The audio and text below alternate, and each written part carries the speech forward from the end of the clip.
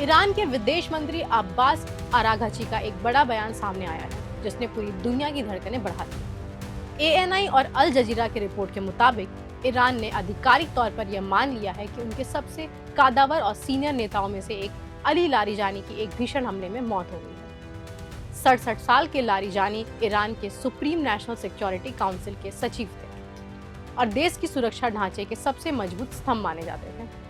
19वें दिनों में जारी इस जंग में यह अब तक का सबसे बड़ा और घातक नुकसान है। लारिजानी की मौत के बाद ईरान के तेवर और ज्यादा खतरनाक हो गए।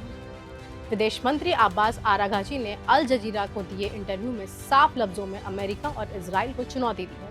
अराघची ने कहा है कि अमेरिका और इजराइल इस गलतफहमी में ना रहे कि किसी एक चेहरे को खत्म करने से ईरान का नेतृत्व बिखर जाएगा। उन्होंने जोर देकर कहा है कि ईरान का राजनीतिक और सामाजिक ढांचा बहुत मजबूत है और यह किसी एक व्यक्ति पर निर्भर नहीं है।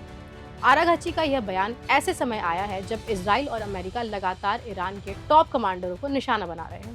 इसी इंटरव्यू के दौरान अराघची ने एक और बेहद चौंकाने वाली जानकारी साझा की। आधिकारिक बयान के अनुसार उन्होंने बताया कि 28 फरवरी को हुई शुरुआती हमलों में ईरान के सर्वोच्च नेता अयतुल्ला अली खामनेई भी शहीद हो गए थे। अराघची ने कहा कि हमारे लिए सर्वोच्च नेता से बढ़कर कोई नहीं, लेकिन उनके जाने के बाद भी हमारा सिस्टम नहीं रुका।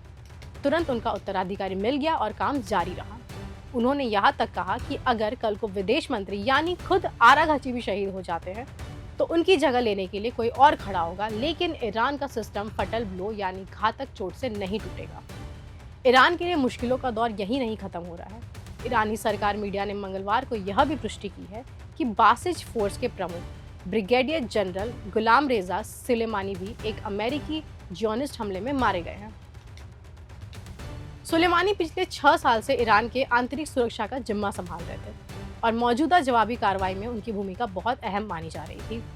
एक ही हफ्ते के भीतर लारिजानी और सुलेमानी जैसे बड़े चेहरे को खोना ईरान के लिए एक बहुत बड़ी सैन्य और मनोवैज्ञानिक चुनौती है।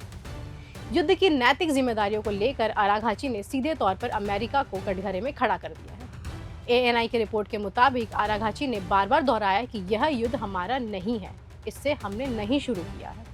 उन्होंने स्पष्ट शब्दों में कहा कि अमेरिका ने इस आंख को सुलगाया है और अब ईरान, मिडिल ईस्ट और पूरी दुनिया को होने वाले हर एक जानलेवा नुकसान के लिए केवल और केवल अमेरिका ही जिम्मेदार है। उन्होंने अंतर्राष्ट्रीय मंच पर अमेरिका को जवाबदेह ठहराने की मांग भी की है।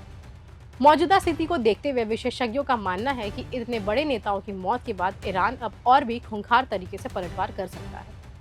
अली लारिजानी न केवल एक नेता थे बल्कि एक विंगत खामनेई और उनके उत्तराधिकारी मुश्तबा खामनेई के सबसे भरोसेमंद साथियों में से एक थे। अब सवाल यह उठता है कि क्या अराघची का यह मजबूत ढांचे वाला दावा जमीन पर हकीकत बनेगा या फिर ईरान की लीडरशिप इस भारी दबाव में चरमरा जाएगी। पूरी दुनिया की नजरें अब ईरान के अगले कदम पर टिकी हुई है। इस पर अपनी राय हमें कमेंट में जरूर बताएं और देखते रहे प्रभात खबर। मेरा नाम है खुशहाली। प्रभातखबर.com, विश्वास वही, रफ्तार नहीं।